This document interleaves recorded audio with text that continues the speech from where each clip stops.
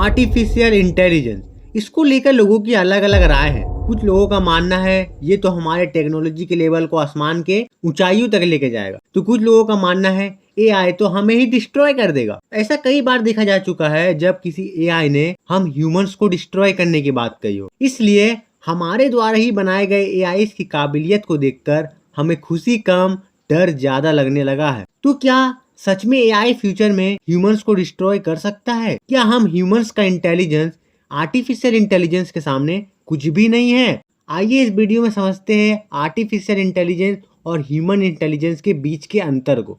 And the speed and the advancement just moves so quickly. There's no way we will control these superintelligences. That these systems could become, frankly, more intelligent than us. I try to convince people to slow down AI. World war 2 के बाद वैज्ञानिकों को ये बात अच्छे से समझ आ गई थी कि मशीन सिर्फ कंप्यूटर तक ही सीमित नहीं है। उन्हें ह्यूमन लाइक टेक्नोलॉजी का आइडिया उसी वक्त आ चुका था और आज का आर्टिफिशियल इंटेलिजेंस उसी आइडिया का ही रिजल्ट है। दूसरी तरफ हम ह्यूमंस का इंटेलिजेंस हमारे एवोल्यूशन के साथ ही बढ़ता चला गया। यानी एक तरफ जहां ह्यूमंस को आज का लेवल का इंटेलिजेंस पाने में लाखों सालों का समय लगा, वहीं आर्टिफिशियल इंटेलिजेंस पिछले कुछ दशकों में ही इतना एडवांस हो गया है कि आज हम इसे ह्यूमंस के साथ कंपेयर कर रहे हैं। इससे एक बात तो समझ आता है कि जब बात इंटेलिजेंस की ग्रोथ स्पीड की हो तो यहाँ एआई ह्यूमन से बहुत बहुत आगे है। 2023 में AI expert Alan D Thompson ने चैट जीपीटी 4 का आईक्यू टेस्ट करा और उस रिजल्ट को अलग अलग फील्ड के एक्सपर्ट के साथ कंपेयर करा। रिजल्ट आपके सामने है। Psychology, biology, maths, law, economics, इन सब चीजों में चैट जीपीटी 4 उस फील्ड के एक्सपर्ट से भी आगे रहा। यानी ये एआई चैटबॉट अकेले इन सारे फील्ड के प्रोफेशनल से भी ज्यादा नॉलेज रखता है। यहाँ एक और चीज आता है क्रिएटिविटी। ये भी बहुत इंपॉर्टेंट फैक्टर है इंटेलिजेंस का। हम ह्यूमंस का माइंड बहुत क्रिएटिव रहा है। हमने आग जलाने से लेकर आसमान की ऊंचाइयों तक का सफर करा। ह्यूमन क्रिएटिविटी का सबसे बड़ा की पॉइंट ये है कि we can think outside the box. हम न्यू सिचुएशन के अकॉर्डिंग भी खुद को अडेप्ट करने की काबिलियत रखते हैं। ह्यूमन उन प्रॉब्लम्स को भी सॉल्व कर सकता है जो कि उसने पहले कभी भी नहीं फेस किया हो।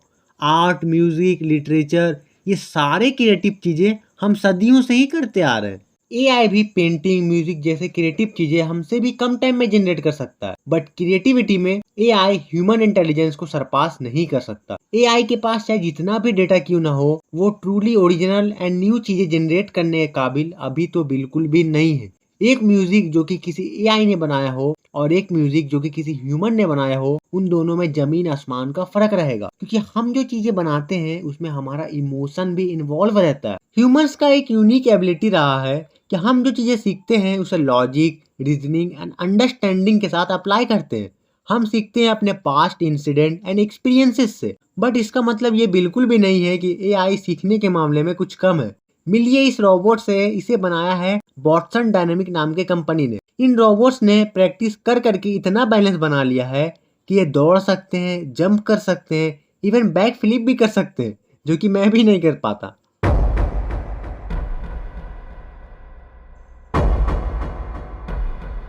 अल्फा जीरो जो कि गूगल का एक एआई चेस कंप्यूटर है, वो सिर्फ 4 घंटे खुद से गेम्स खेलकर इतना प्रैक्टिस कर लेता है कि 2017 में स्टॉकफिश नाम के चेस चैंपियन कंप्यूटर को 28 बार हराता है। स्टॉकफिश पहले से ही प्रोग्राम एक हाईली पावरफुल चेस इंजन था।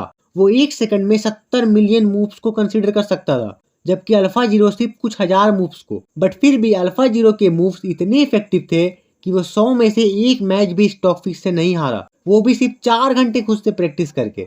सोचो जब एआई अभी इतना जल्दी चीजों को सीख सकता है, तो जब फ्यूचर में ये और एडवांस हो जाएंगे तो इनकी लर्निंग स्पीड कितनी बढ़ जाएगी। ये सब सुन के ऐसा लगता है कि एआई हमसे बहुत ज्यादा इंटेलिजेंट है, राइट? बट ऐसा बिल्कुल भी नहीं है।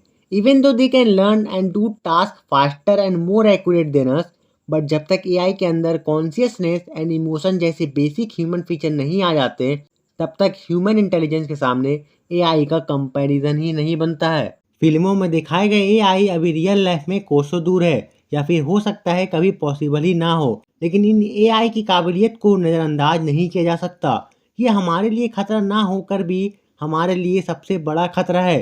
सोचो फ्यूचर में एआई बेस्ड हथियार कितने खतरनाक हो सकते हैं। एआई खुद से प्रॉब्लम ना भी बने तो भी गलत इंसान के हाथ में जाने से प्रॉब्लम ही प्रॉब्लम है। बट आर्टिफिशियल इंटेलिजेंस का टेक्नोलॉजी में पॉजिटिव साइड भी बहुत है। इसलिए इसका ग्रोथ रुकने नहीं वाला। वो कहते हैं ना, रिस्क है तो इश्क है।